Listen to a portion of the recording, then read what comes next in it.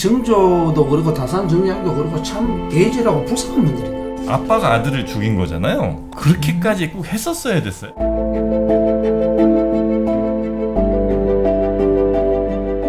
일생 동안 당신이 반드시 읽어야 될 100권의 책 일당백, 오늘도 아주 재밌는 책 한 권 여러분께 소개해드리겠습니다. 반갑습니다. 정프로고요. 네, 정박입니다. 네, 이지선입니다. 네, 그리고 오늘은 저희 일당백에 또 아주 귀중한 손님이 한 분 찾아오셨고요. 이 손님은 오늘 소개해드릴 책을 직접 지으신 분이기도 합니다. 고려대학교 신창호 교수님 모시겠습니다. 어서 오십시오. 네, 반갑습니다. 네, 반갑습니다, 교수님.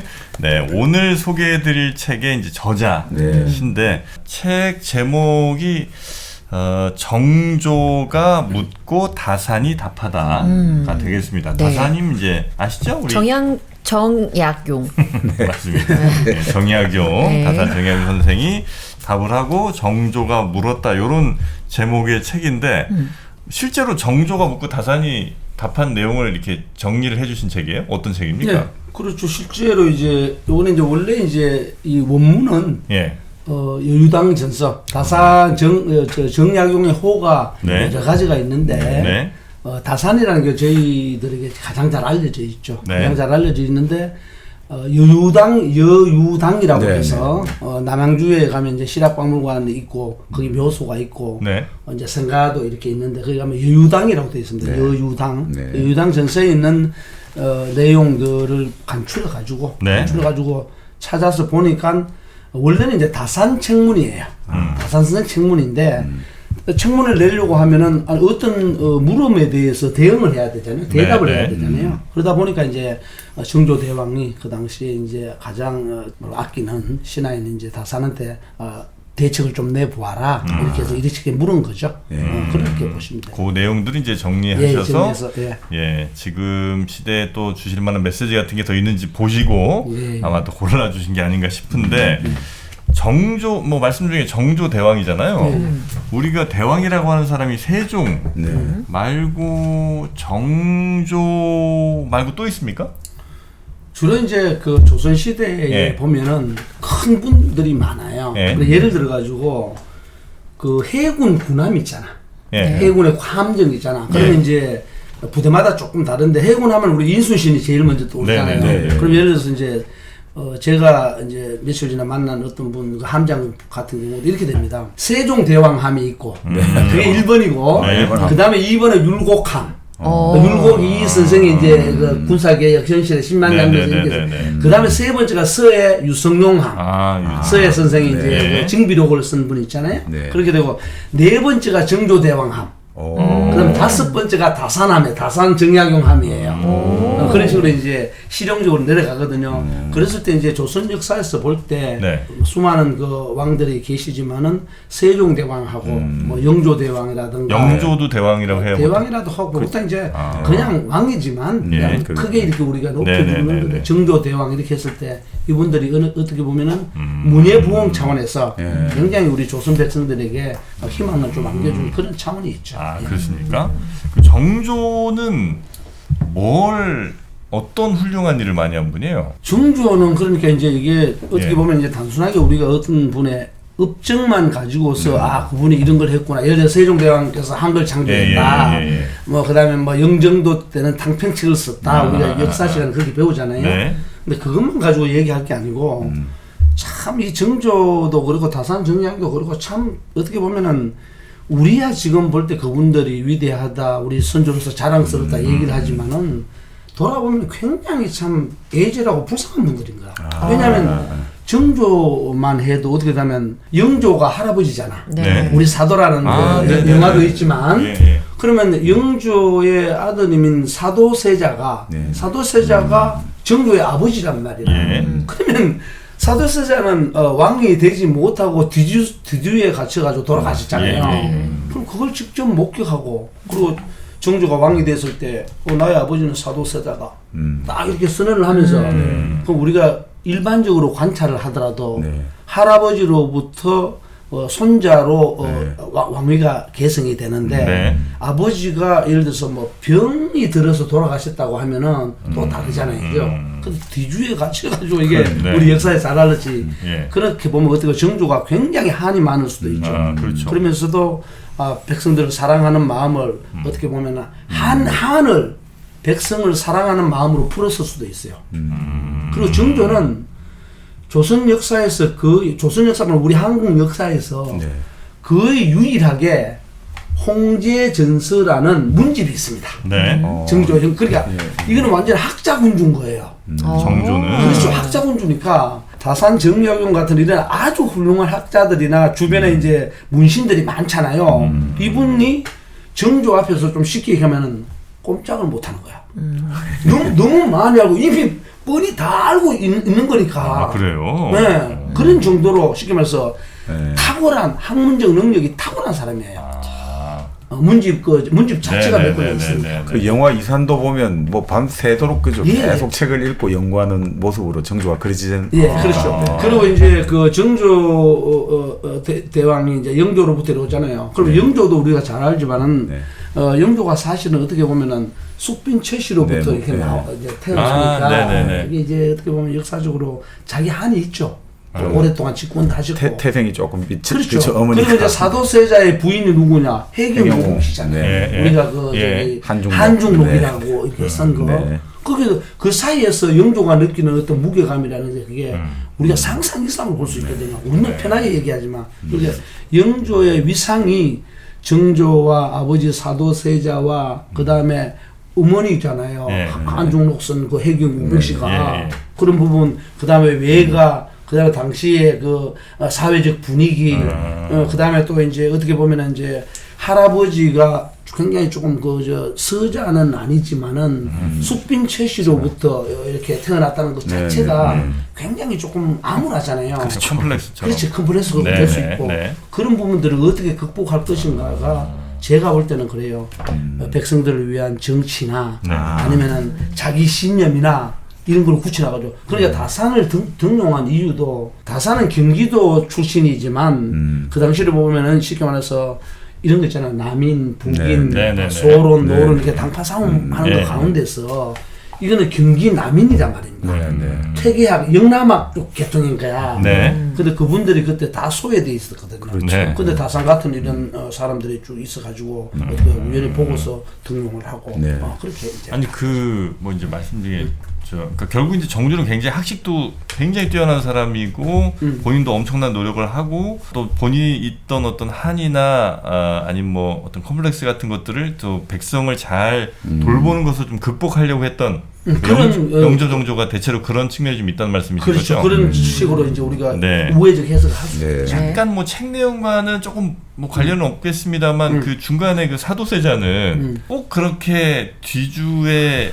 가두고 아빠가 아들을 죽인 거잖아요. 그렇죠. 그렇게까지 꼭 했었어야 됐어요? 그것도 이제 여러 가지 이제 해석이 있겠지만은, 예. 그러나 거기에 대한 어떤 기록이나 이런 것들은 명확하게 남았진 이렇기 않고. 때문에 그렇다, 저기 때문에 네. 그렇다 이게 아니고 영화상에서도 이렇게 보면은 이제 사도세자가 이제 그 궁궐 안에서 네. 어떤 그 무속 관련된 이런 것부터 해서 막 이렇게 나오잖아요, 그죠? 네. 나오는 건 그런 것도 이제 조금 있긴 있었던 것 같아요. 예. 그러나 이제 중요한 거는 뭐냐 그러면은. 그분들이 그래 영조 때부터 갖고 있었던 것이 요즘 말로 하면 정통성이 적은 거야.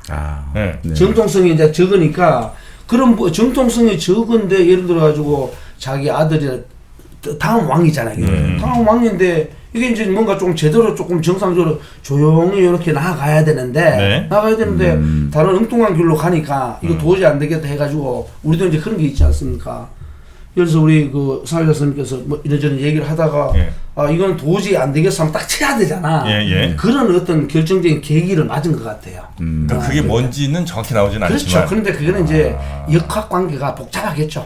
예. 그러니까 이제 근데 조선 시대는 예. 우리가 왕이라고 해가지고 예. 1인 독재를 할 수 없는 구조입니다. 예. 왜 그러냐면 신하가 신권이라는 게 또 이렇게 있다가 전하 아닌데 옵니다. 그렇게 얘기하면 어울린다. 이게 상당히 괴로웠단 말이에요. 그럼 하면서 안 된다고. 통촉하시 없어서. 그렇지. 그러고는 또 옆에 있는데 혼자서 종족이 아니고 다 전부 다 이렇게 동차서 이렇게 네, 있어요. 네. 그럼 그때가 사실은 붕당이 예. 붕당이 거의 절정에 이르던 시기단 말입니다. 분당의 절정에 이르렀으니까 거기에서 막말로 얘기해서 네. 탕평책을 쓴다는 것은 뭐냐면 왕이 정당하게 살아남아야 되잖아요. 네.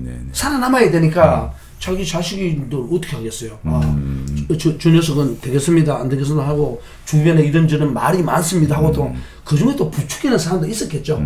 저걸 어떻게 정돈을 해야만이 우리가 왕통의 정통성을 네. 이렇게 인정받을 수 있고 저렇게 받을 수 있다 이런 것도 나올 수가 있죠. 그러니까 일반적으로는 그 세자잖아요. 그렇죠, 세자죠. 세자를 이게 죽이려면 적어도 그 세자가 당장 왕권 갖겠다고 쿠데타라도 일으키거나 그 정도 아니면 그냥 귀양 정도 보내거나 어디 딴 데로 보내면 되잖아요. 예. 근데 그렇게 공개 처형을 그것도 아주 잔인한 방법으로 했다는 거는 뭔가 심각하게 하여튼 뭘 하지 않고 그러니까 왕권을 심각하게 위협받지 않고는 그러기는 매우 쉽지 않을 것 같은데 그렇죠. 뭐였을까 예. 궁금해서 이제 여쭤봤습니다. 예. 네. 그러나 아직 정확한 이유는 뭐 구체적으로 기록되어 있는 것은 없으나 그때 어떤 뭐 그 요새 말하면 정치 상황. 정치 상황들이 그래요. 예. 그리고 이제 조선 시대는 네. 우리가 자꾸 남성의 시대라고만 얘기하는데 예. 여성 있잖아요, 여성. 네. 그러니까 예를 들어서 뭐 대비라든가 네. 그다음에 쉽게 말해서 할머니. 우리말로 네. 말하면 할머니라든가 또 큰할머니라든가 주변에 많이 있잖아요. 네. 그러니까 여성들이 이제 궁궐 내에서는 상궁이 있단 말이에요. 네. 상궁도 그게 뭐냐면 요새 말하면 1급, 2급, 3급 이런 네. 식으로 행정관들 뭐 이런 그렇죠. 딱 돼 있다. 그러면은 어떻게 되냐면 내명부 그렇죠. 그러니까 집안 안쪽에 있는 얘기들은 바깥에서 건드릴 수가 없습니다. 네. 근데 예를 들어 가지고 할머니의 동생이야. 그러면 외가 쪽에 뭐 외삼촌 되는데 네네네. 이렇게 되잖아요. 예. 이분들은 뭐냐면 그 안으로 들어가서 할머니를 만난단 말이에요. 예. 만나가지고 이렇게 하고 저렇게 하고 하면은 지금 배우 조정 비슷하게 돼갖고 저 왕이 저렇게 하는데 저렇게 하면 안 되지. 우리 집안도 뭐 조금 해야지. 왕이 말이야 사위가 돼가 왜 이렇게 이런 역학관계들이 너무나 복잡하게 있기 때문에 그 역사기록이 일일이 정하진 않고. 누군가가 그 아내들과 데뷔마마를 만나고 나왔다. 그러고 나와가지고 어떤 일이 벌어졌다. 이렇게 되면 이제 그게 쉽게 말해서 권력 투쟁이죠. 그런 말이 아니에요. 그걸 이제 후대에는 계속 퍼즐 맞추기를 이제 할 수밖에 없는 거죠. 그렇죠. 할 수밖에 없어요. 추측을 하고 그럴 수밖에 없어요. 퍼즐 맞추기가 아주 재미있는 시기가 또 정조 때인가 봐요. 네. 영화, 드라마 엄청 쏟아졌고 이렇게 책도 나오고 제가 진짜 재미있게 봤던 게 옷소매 붉은 끝동이라고 있어요.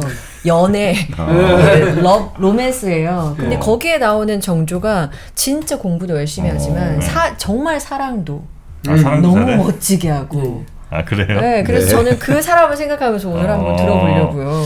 알겠습니다. 네. 자, 그럼 이제 오늘 소개해 주실 책 정조가 묻고 다산이 답하다. 주로 이 책에는 어떤 내용이 들어있는지 이제 얘기해 주실 텐데 네. 왜 이거를 저 책으로까지 내서 사람들이 좀 읽었으면 좋겠다고 하신 건지가 좀 궁금합니다.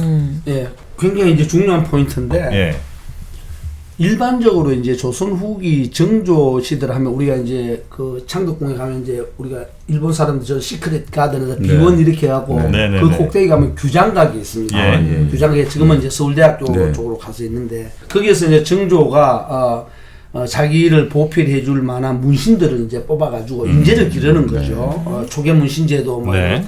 쭉 하는데 중요한 걸 제가 이제 여기서 포인트를 이제 잡고 싶은 건 뭐냐면 조선 후기는 대부분 사람들이 사상적으로 얘기할 때 조선 후기는 실학이다 얘기합니다. 네. 성리학, 조선 전기는 성리학, 조선 후기는 실학 이렇게 얘기를 해요.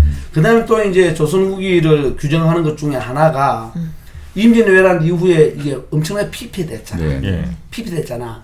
그러고 이제 왕위 계승이 이게 불안하게 잘 안 이어져. 그렇죠.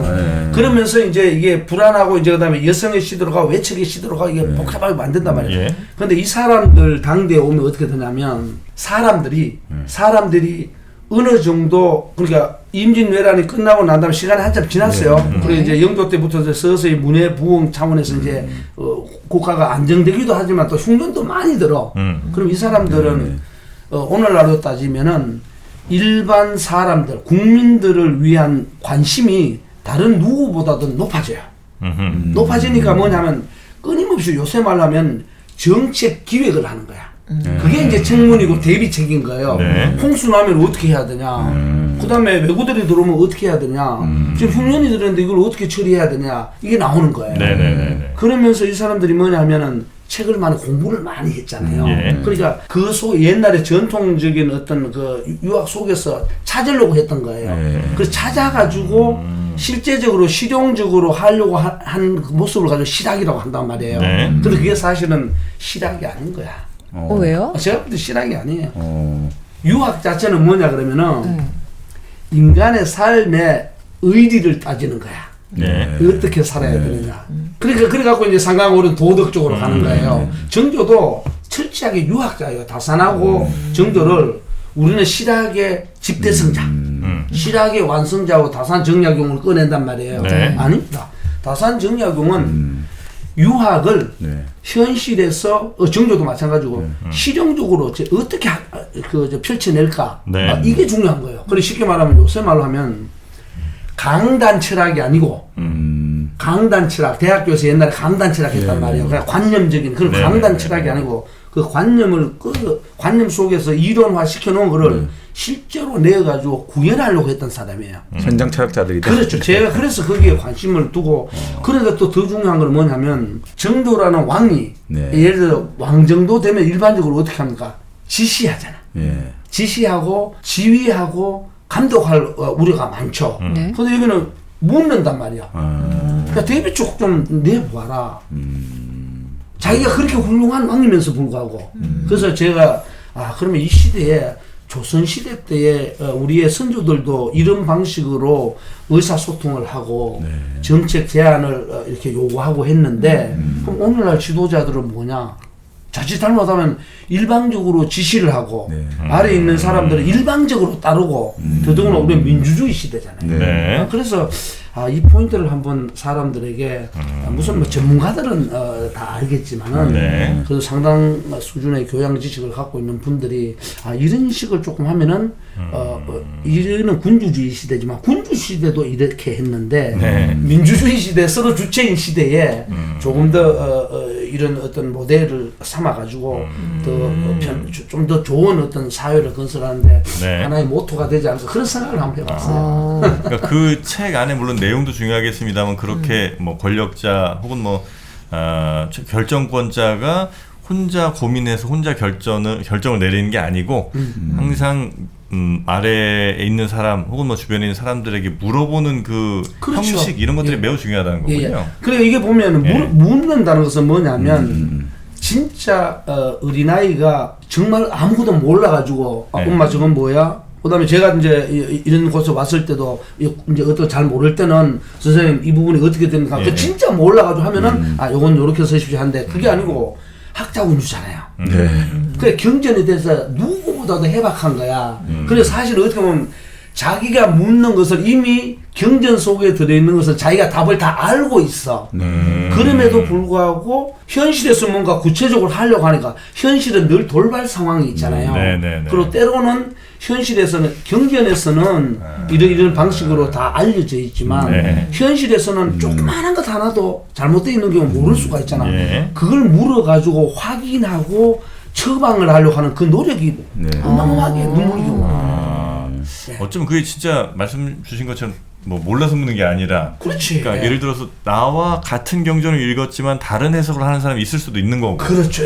아니면 같은 해석이라 할지라도 이 사람한테 내가 물었다는 그거 자체가 이 정책을 펼치거나 결정을 하는 데 있어서 이 사람들이 잘 따라올 수 있게 만드는 그렇죠. 그런 과정일 수도 있겠네요. 그렇기도 하고 오히려 왕이 그런 어떤 문제에 대해서 그때는 신하는 일방적인 군신 관계는 복종이잖아. 왕이 시키면 하는 거지. 그런데 이렇게 보고 있다가 아휴 안타까워 그렇다고 이게 임금님한테 함부로 말씀도 드릴 수도 없고 이런 와중에 임금이 딱 물어준 거야. 다산 얘기 모습을 그렇게 많이 딱 물어주니까 그렇지 않아도 그 문제에 대해 고민하고 있었는데 왕께서 그렇게 물어주시니 제 속 터놓고 한번 말씀드리겠습니다. 이렇게 나오는 거야.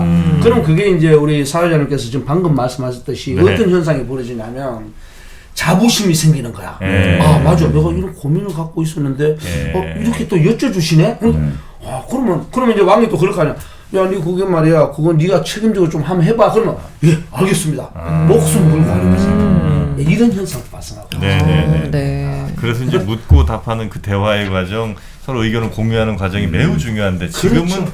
어쩌면 오히려 왕정시대 때보다 더 후퇴한 거 아니냐 그런 생각을 이제 느낌을 예. 저는 개인적으로 상당히 많이. 근데 예를 들어서 이런 거는 많아요. 예. 자기 주장 자체는 많아. 예. 민주주의가 되어가지고 주체적인 행동을 하고 하니까. 근데 실질적으로 정치하는 분들이나 네. 행정하는 분들이나 회사에서 예를 들어서 뭐 상하관계 이렇게 팀별로 있을 수 있잖아요. 거기에 보면 서로가 이런 방식으로 윗사람이 마음을 열어서 터주는 것보다는 지시하고 네. 감독하고 이런 차원에서 그냥 밑에 사람은 그래 지시하는 것만 하고 끝내지 뭐. 그리고 밑에서 이렇게 보고 자기 어떤 의견이 있어도 네. 늘 지시 감독 통제받는 것 같은 어떤 그런 분위기 속에서는 자기가 터놓고 얘기를 하거나 이렇게 갖고 자기가 끌어안고 가고 싶어도 하지 못하는 게 되는 거야. 그러니까 제가 볼 때는 오히려 민주주의 사회 오히려 민주적 어떤 행동을 제약하는 것들이 많이 보인다는 거죠. 군주 시대인데도 왕하고 스승이 앉아 얘기하니까 그게 참 그게 감명 깊은 거죠. 근데 이때 이제 대화한 그 내용들이 이제 기록이 있을 테니까 그걸 네. 이제 보면 그때 왕들인데도 되게 뭐 허물없이 이렇게 얘기를 한다 이런 느낌을 좀 받으셨어요. 그렇죠. 그래서 제가 이제 네. 이 책 속에 보면은 그 이제 딱딱하게 이제 보통은 딱딱하게 기록돼 있거든요. 네. 근데 예를 들어서 이 책의 첫 편집 페이지만 봐도 이제 제가 일어났단 말입니다. 정조가 이제 인재를 얻는 일이 어떤 거냐니 물었단 말이야. 그 제가 그 우리 책 쪽에 18쪽에 되는데 보면은 지금 눈앞을 보십시오. 이건 제가 집어넣은 거란 말이에요. 왜 그러냐면 딱 집어넣어야만이 지금 보라고 지금 임금님께서 인재를 어떻게 선발하고 양성하는지 물었는데 정말 그게 문제다.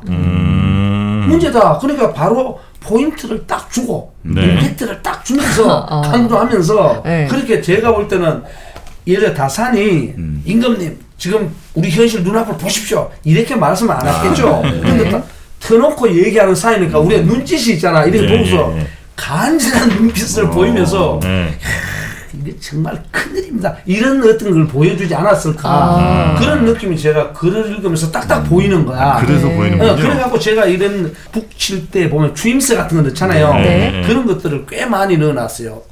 저 뭐랄까 뜻을 해치지 않은 선에서. 그렇게 하지 않으면 예를 들어서 우리 이제 사회자 선생님들 뭘 하다가 보면은 그냥 밋밋하게 읽는 것보다는 저쪽에 먼저 말씀하시고 이렇게 조정도 하고 하잖아요. 그렇게 해야만이 저쪽 의견이 중요하니까 먼저 말씀드리게 하고 이쪽은 조금 나중에 얘기하고 이런 게 나오지 않습니까? 그러면 한 9대1 정도 됩니까?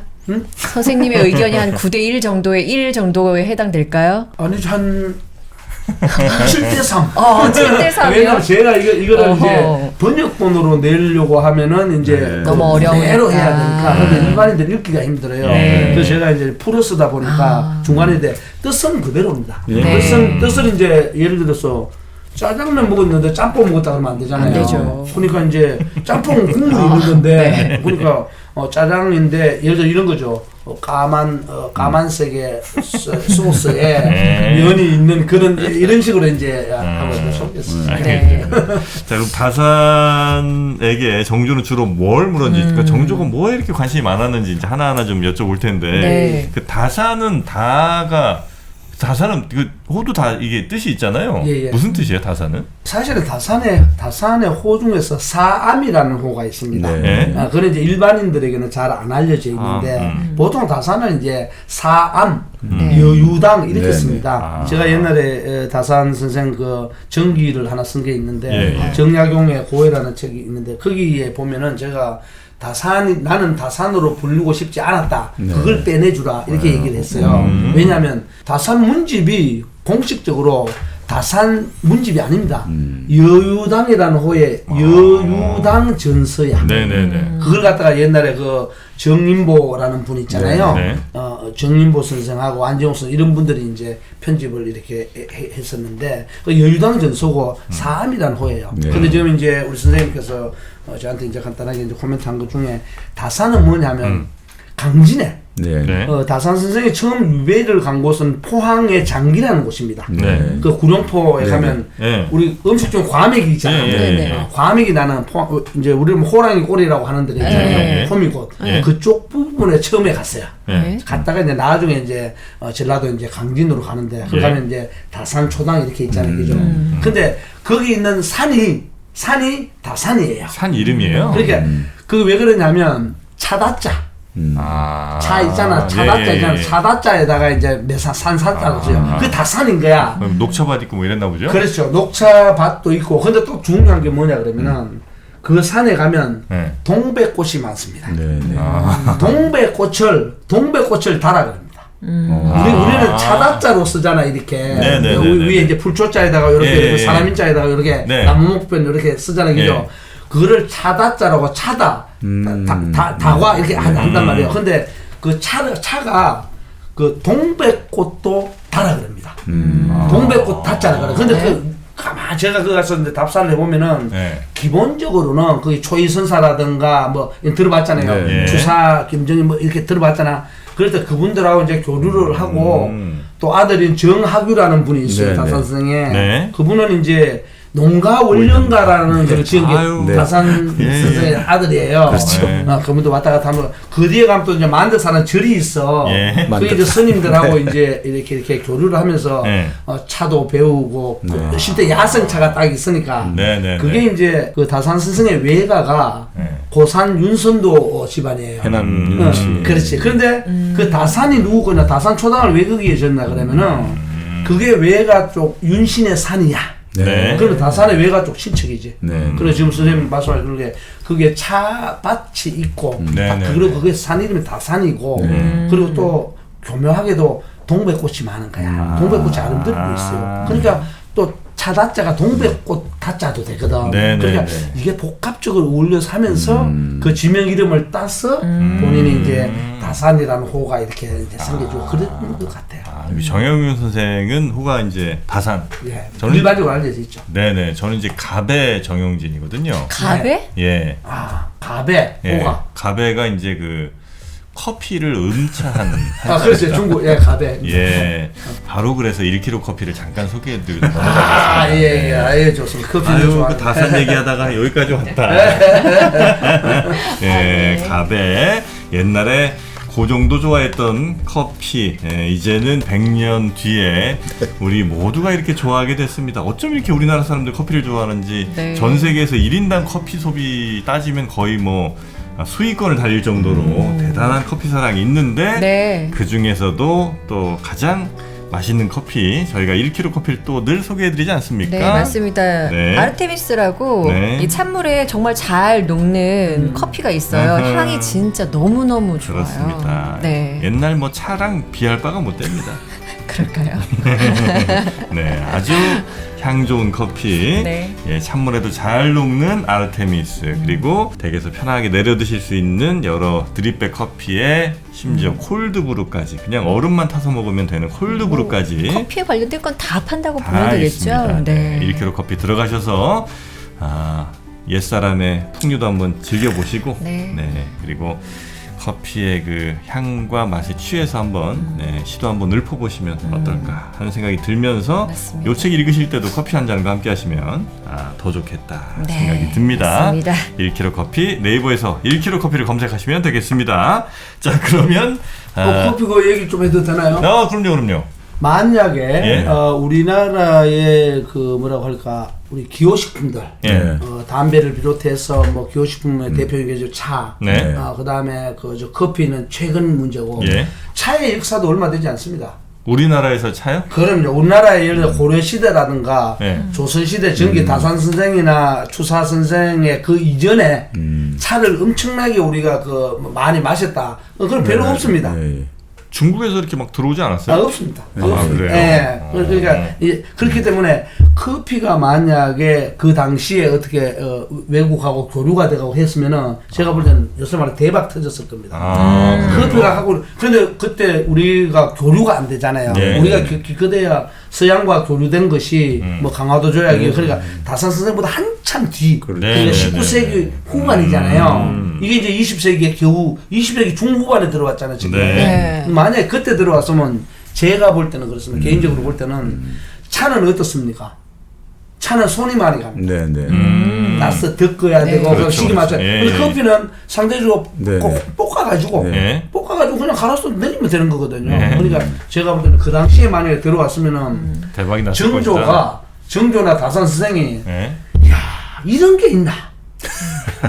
그 정조가 어떤 얘기를 하냐 그러면 담배를 쫙 피우잖아. 네. 가슴이 뻥 뚫리고 시원하다. 왜 그러냐면 담배가 그때 들어온 거. 네네네. 네, 그런 재밌는 게 있습니다. 우리는 또 근데 과거에 보면 저 누룽지가 있으니까 그렇죠. 예. 커피가 없어도 구수. 맞아. 네. 네. 가능하지 않을까 싶은데 자 그러면 우리 신창우 교수님이 쓰신 이 정조가 묻고 다산이 답하다 여러 뭐 제목들이 있습니다만 일단 처음에 뭘 쓰셨을지 어떤 글을 쓰셨을지가 이 책의 방향을 결정할 수도 있는 거 아닙니까? 예, 근데 인재 선발의 막중함을 잊지 말라. 요런 이제 제목이 맨 처음에 눈에 띕니다.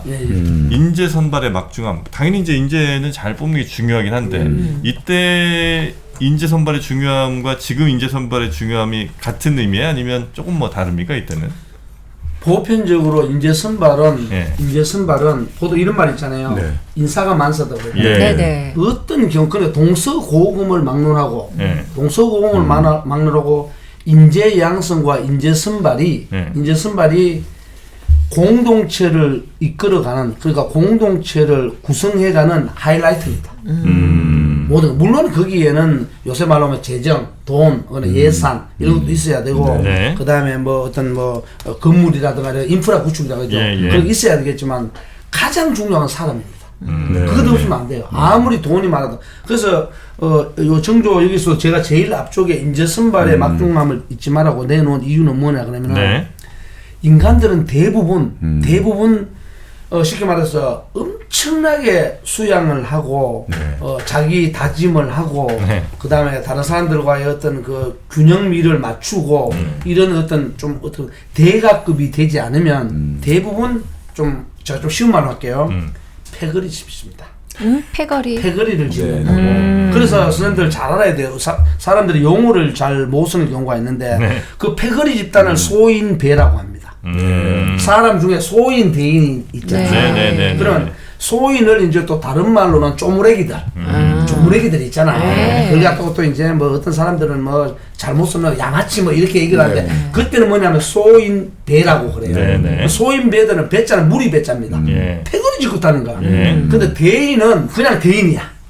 대인에다가 대인 배자 붙이면 안 돼요. 그렇죠. 아, 대인배는 배자 말 틀린 겁니다. 소인배에 이제 준해가지고 이제 그냥 우리 요즘이니까 그냥 소인배에 준해서 대인배는 뭐 예를 들어 틀린 말이죠, 그거는. 그렇죠. 그건 역전압하고 똑같은 거야. 그래서 역전압하고도 또 다른 얘기예요. 왜냐하면 그렇죠. 대인은 네. 주체적으로 도덕적으로 정직하게 우리가 생각할 수 있는 인간으로서 인격을 제대로 갖춘 사람이기 때문에 떳떳합니다.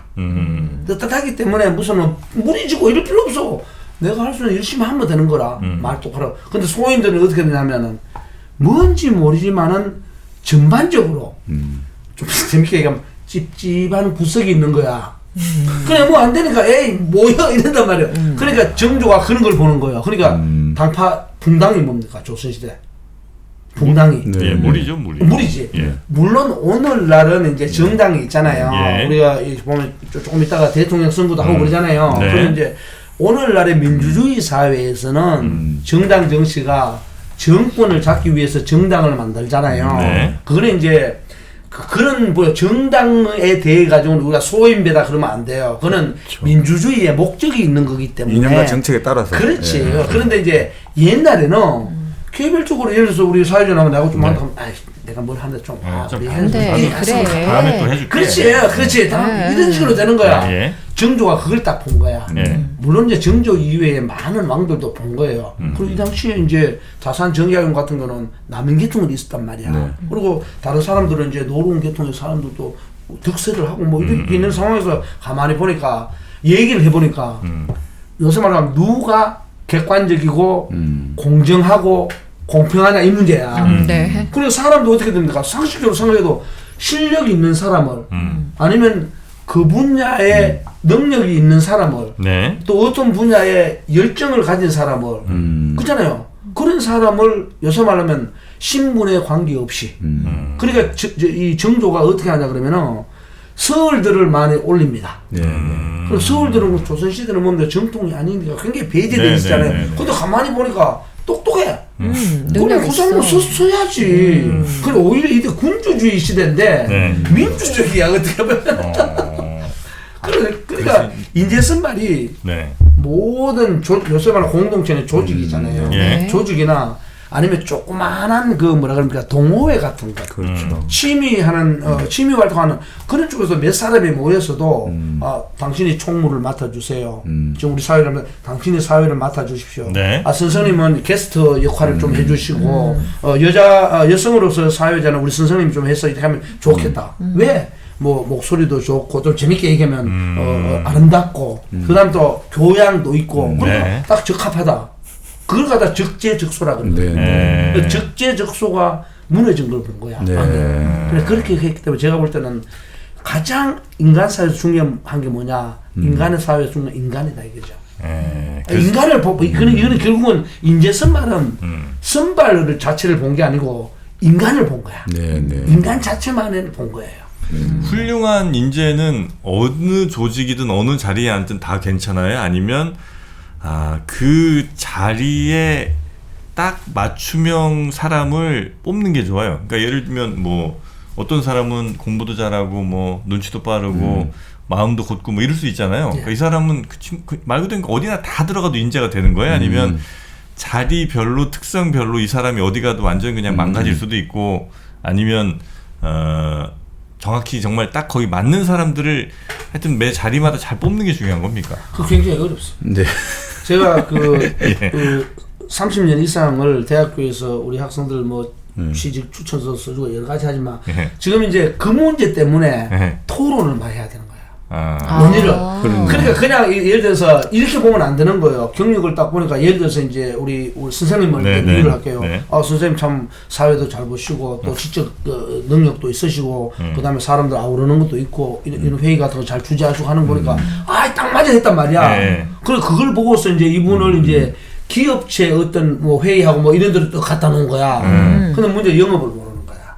모르겠죠. 예를 들어서 모른단 말이야. 그러면 그래서 영업을 가지고 뭐 얘기를 해야 되는데 말씀 자체는 이게 안 된다. 그러니까 뭐냐면 논의를 해야 된다. 자, 우리 선생님 같은 경우는 일반적인 말씀은 무지 잘하신다. 그런데 영업을 이게 하는데 그러면 이제 나오는 거지. 그러면 영업 마케팅하는 부분을 기본을 선생님에게 알려드려 가지고 사회를 맡겨야 되는 거냐? 아니면 옆에 다른 사람 마케팅하는 사람 다른 사람을 붙여가지고 같이 하게 이런 게 이제 논의가 돼야 되는 거예요. 그래서 그런데 중요한 건 뭐냐면 어떤 사람은 그러니까 이게 능력의 의미가 뭐냐를 고민해야 돼요. 그렇죠. 만능인 사람이 있습니다. 만능인 사람은 어떤 사람이 하면 여기 갖다 놔도 적용을 하고 저기 갖다 놔도 적용을 하고 이러는 거야. 그런 사람도 있어. 그래 예를 들어서 이거는 딱딱하잖아. 딱딱한 걸 갖다가 이렇게 탁 치면 뿌려줄 수 있잖아요. 근데 이게 찰흙 같은 경우는 이렇게 세워놔도 던져도 안 부러져. 그런 사람이 있어요. 근데 그런 사람을 찾기가 정조도 무지 고민합니다. 그런 사람을 찾기가 그러면 가장 좋겠는데 왜냐하면 조선시대는 지금은 예를 들어서 뭐 상권 분립을 보면 행정부에서 일 잘하는 행정 능력이 있는 사람이 있는데 이 사람을 법 쪽에 갖다 놓으니까 잘 못해. 근데 어떤 사람은 정책 행정 능력도 있고 판결도 잘하고 이런 사람이 있단 말이야. 그 정조도 그걸 왜냐면 조선시대는 부서가 다 맞는 부서잖아. 뭐 그렇겠죠. 여기가 저기가 저기가. 그런데 그런 사람을 찾는데 그게 참 어렵다. 야, 그 다산, 그러니까 다산 뭐 뱃을 이름을 불렸겠죠. 야, 그럼 니 어떻게 생각하냐? 이렇게 하는 게 아니라 서로 그래요. 그 정말 어렵습니다. 그런데 이제 이런 얘기를 하죠.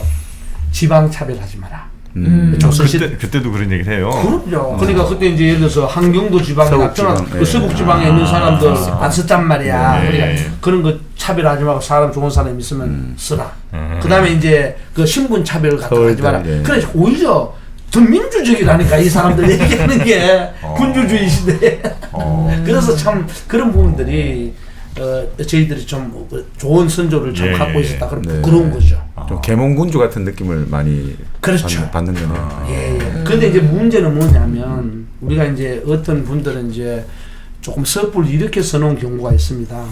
정조 이후로 이제 17세기, 18세기 이렇게 넘어오면서 다산 정기학용 같은 경우도 굉장히 근대적 사상을 가졌다 이런 말씀을 하거나 논문을 쓰는 분들도 계시거든요. 네. 근데 그건 아닙니다. 왜냐하면 서구의 근대는 민주주의가 됐단 말이에요. 네네.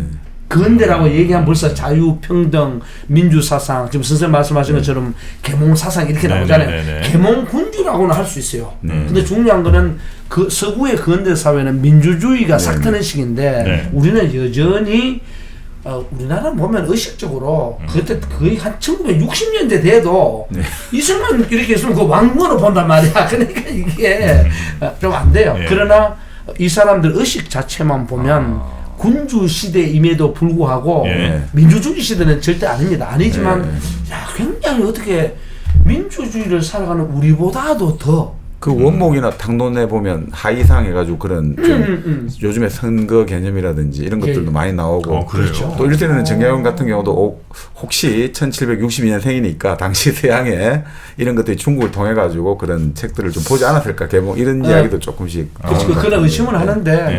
이제 우리가 얘기를 할 때는 그거는 이제 어떤 소설을 쓴다거나 네, 수필을 좀, 쓴다든가 우리 마음을 전달할 때 이런 게 있지 않아서 가는데 이제 우리가 학술적으로 얘기할 때는 기록에 있어야 되니까. 네네. 그래 예를 들어서 다산 정약용도 이제 천주교 영세를 받고 이렇게 네. 그다음에 어떤 사람들 그럽니다.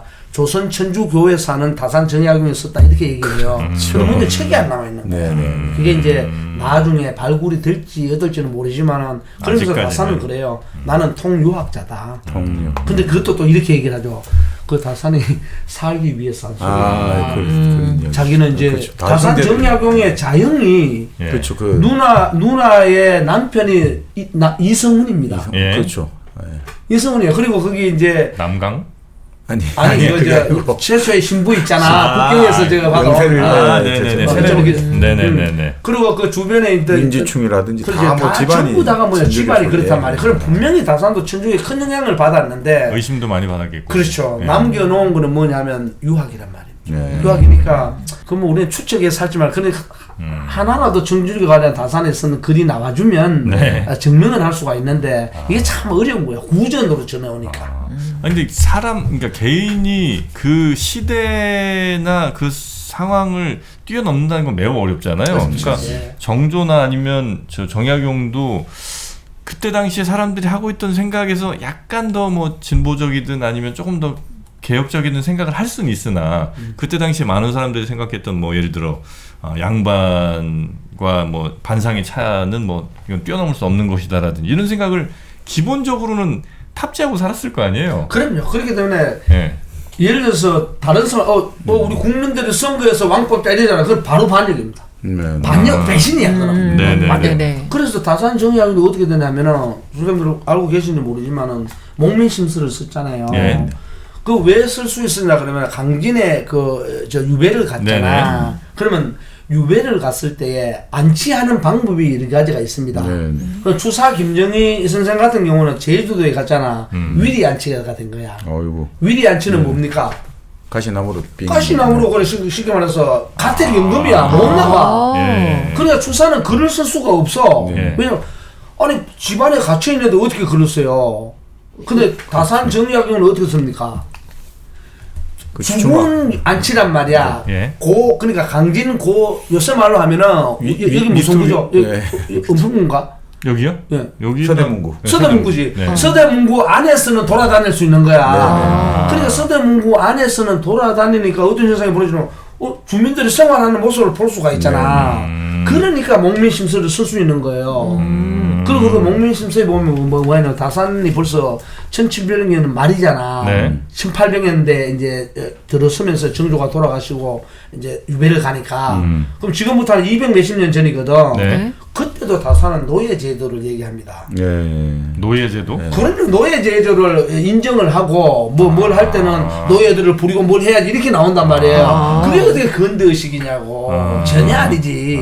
그러니까 우리가 지금 이제 우리 네네네. 사회자 선생님 말씀하신 것처럼 정조가 그 이전 왕이라든가 그 당시에 많은 대신들이나 신하들 일반 사람들이 생각하는 것에 앞서서 네. 내가 왕으로서 먼저 나서서 백성들이 잘 살 수 있도록 우리가 빨리 고민해서 네. 해줘야 될 거 아니냐. 네. 이거는 거는 굉장히 개혁적이죠. 네. 그러나 야 나 그 저기 내가 만약에 뭐 되면 내 임금 자리 내놓고도 할게. 이게 있었어.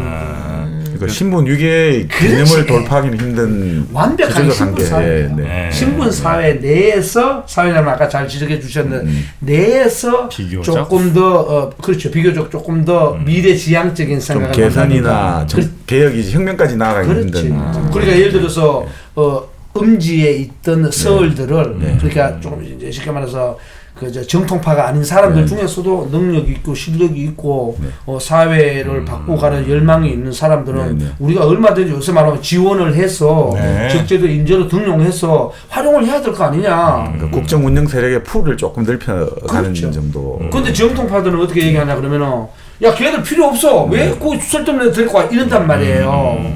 그래 우리 지금으로 따지면 이렇게 되는 거야. 네. 벌써 시간이 오래 지났지만 생각해봐요. 정치적으로 이제 말씀드린 왕이니까 김영삼, 김대중 대통령 때하고 그 다음에 김종필 시대 3김 시대에서 그 완벽한 보스가 있었잖아. 네. 그 다음 대통령으로 나온 게 노무현 대통령이에요. 네. 그 완전 획기적으로 확 바뀌어버리잖아. 네. 그런 생각을 하는 사람들이 이 사람들이. 그럼 감이 조금 잡히잖아요. 네. 그게 다른 거 다른 거죠. 당시 어떤 시스템 안에서 그렇지. 이제 있었지만 그래도 뭔가 좀 다른 모습을 좀 보여주려고 했던 그렇지. 그 정도로. 그 틀 안에서 어쨌든 최고의 인재를 찾아내고 싶어 했다. 그렇죠. 그러니까 최고 이제 찾을 때에 네. 시험을 많이 봅니다.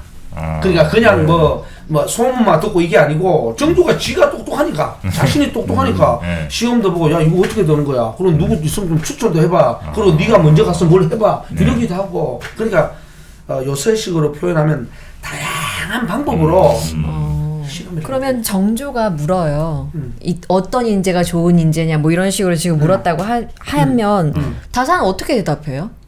그러니까 이제 자기가 볼 때 이제 이렇게 얘기하는 거지. 그럼 어디에 쓰시려고 이렇게 나오는 거지. 어디에 쓰려고? 그럼 예를 들어서 어떤 인재가 줘서 그럼 이게 막연하잖아. 그래서 이게 막연하게 나면 관념론으로 떨어지는 거야. 그래서 조선 후기를 이제 저는 실학이라는 얘기를 잘 안 써요. 네. 조선 다 유학인데 조선 정기 유학, 조선 후기 유학, 임진왜란을 기준으로 해서 근데 조선 정기에 때는 국가 시스템을 이제 잡기 위해서 하는 거니까 좀 이론적인 경향이 많아. 네네. 그걸 이제 일반적으로 성리학적이다 그러고 후기 때는 임진왜란 이후잖아. 네. 근데 임진왜란 이후는 삶이 무지 피폐됐잖아요. 네네. 먹고 살기 바쁜 거야. 그래 실제적인 게 나가야 돼. 어. 그래 유학에 보면 고대 서경이나 이런 유학에 보면 뭐가 있냐면 정덕, 이용, 후생이라는 말이 다 있어요. 네. 다 있는데 정기 때는 의리파, 네. 도학파래. 도학파. 그러니까 정덕을 중시 여겨. 예. 올바르게 뭔가 시스템을 갖추려는 거. 근데 임진왜란 후에 맛이 갔잖아. 그러니까 그 일본의 사람들에게 많이 그 베풀어주는 복지 혜택을 주는 부서가 뭐예요? 후생성이냐. 그것 유학 성경에 나오는 말이야. 그러면 이제 이때는 뭐냐 하면은 이용이니까 말 그대로 이용하자. 그럼 실용적이잖아. 후생. 이쪽이 강조된 거야. 그러니까 이걸 갖다가 성리학과 실학으로 딱 대배를 시켜가지고 얘기를 하니까 이게 문제가 생기는 거예요. 조선 정기 유학은 이론적 시스템을 잡는 것이고 임진왜란 이후에 우리가 실학이라고 말하는 건 그걸 만들어내는 용어입니다. 유학인데 먹고 사는 문제에 조금 그렇지. 그게 실용적인데 했기 때문에 그걸 후대 사람이 붙인 거지. 아무래도 우리도 이제 한국 역사도 근대 세계 역사의 흐름과 결을 같이 하니까 자본주의 맹화론에 대응하는 사상적 움직임이 나와야 되니까 실학을 그렇지. 그런 측면도 있고 개념을 만들어낼 수밖에 없지 않나. 그렇죠. 당연히 있습니다. 네. 그런 측면에서 보면 쭉 있고 지금 이제 인재 그 얘기하다가 하는데 인재를 어떻게 찾습니까? 있단 말이에요. 네, 그건 실학이기 때문에 굉장히 구체적으로 얘기를 해야 돼요. 그 예를 들어서 제가 이제 그 책에 있는 얘기를 그대로 하는 건 아니지만 이제 비유에 들어서 얘기하는 거예요. 네. 우리 이제 선생님께서 이제 아니 인재를 어떤 인재 찾아야 된다고 했단 말이야. 그럼 바로 묻는 거야. 아니 어디다 쓰시려고요? 그러면 지금 현재 좀 저쪽에 그 그 4대강 얘기를 할게요. 강 다스리는 뭐가 이렇게 있어야 되는데 또 좀 사람 없어 이런단 말이에요. 그러면 찾아보는 거죠. 아, 누가 국토부에 있으면서 그 강을 수리 사업을 맡은 친구가 하나 있는데요. 그 친구 일단 한번 뭐 불러서 보든지 아니면 한번 실험을 해보시든지 어느 정도 뭘 아는지 한번 보는 게 어때요? 이런 식으로 접근하는 거야. 근데 우리는 이래 뿌리잖아. 지금도 그러잖아. 지금도 이렇게 보고 있으면은 야 자리 하나 났네. 딱 이렇게 하면서 전문성 없는 사람을 야 자리 하나 났다. 빨리 그냥 내 이런 식으로 한다. 그렇게 되면 소입니다. 아하. 대통령한테 전화 어떻게 이제 아는 사람 대갖고 전화해. 그렇지 이랬으니까. 근데 여기에서는 그런 부분들이 상당히 배제되고 정당하게 그리고 때로는 이렇게 뭐 나하고 뭡니까 나하고 반대편에 있다 할지라도 아 그 사람은 우리하고 이제 우리 쪽에 저 정치적으로는 조금 다를 수 있지만은 색깔은 다르지만 그 사람 정도면은 굉장히 백성들 먹고 사는 문제에 실용적으로 굉장히 잘 기여할 수 있겠습니다. 이런 식으로 접근한다. 그게 실제적인 거거든요. 네네. 그리고 그걸 갖다가 유학의 원래 그 공자 정신이 그런 거예요. 그런 건데 다 내려와가지고 그냥 편당 짓고 뭐 이렇게 돼버린 거죠. 그런 뭐 아는 사람 통해서 뭐 이렇게 하는 게 이 보험 쪽에도 많습니다. 아 그런가요? 네, 보험은 다 아는 사람 통해서 가입하고 그렇게 하더라고요. 그렇게 하면 안 된다는 거예요. 왜냐면 그래봐야 자꾸 보험료만 많이 내고 중복돼 갖고 사실상 나중에 보장받을 때는 그게 딱 중복돼 못 받거든요. 그럼요. 그러면 안 되고 내가 가입한 보험들을 쭉 한번 스크리닝을 해서 제대로 내가 보험을 보장을 받고 있는지 한번 보시고 내가 버는 한 달 수입 대비 보험료 적정하게 나가는지 이런 것도 체크를 해봐야 된다는 겁니다. 맞아요. 그래서 질문을 잘해야 됩니다. 뭐든지 그죠? 보험장터에 전화해서 질문 잘 해보시기 바라겠습니다. 네, 1544에 5788로 전화하셔서 내가 지금 보험 가입한 거 뭐 요런 거 있는데 아니면 이제 정보 동의를 해주시면 다 거기서 찾아줍니다. 아 그래요? 네, 요런 거 지금 가입하셨는데 요건 좀 너무 과하게 하신 것 같다. 보험료가 너무 좀 많이 나가는 것 같다. 요거는 안 돼 있는데 이거는 보장을 좀 하시는 게 좋을 것 같다. 등등 이렇게 리모델링이라고 할까요? 이렇게 해주는 서비스가 보험장터가 있습니다.